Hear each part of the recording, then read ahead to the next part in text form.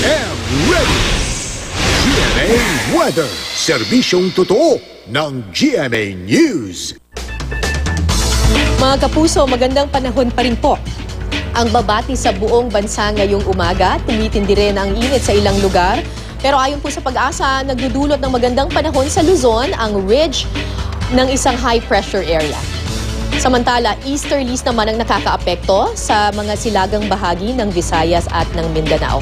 Kahapon na itala ng ahensya ang 37.9 degrees Celsius na temperatura sa Tuguegarao City sa Cagayan. Ito po ang pinakamataas sa buong bansa mula po nung pumasok ang tag-init.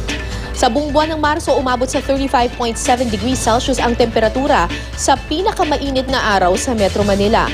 At nasa 32 at 33 degrees Celsius naman ang average maximum temperature sa nagdaang buwan.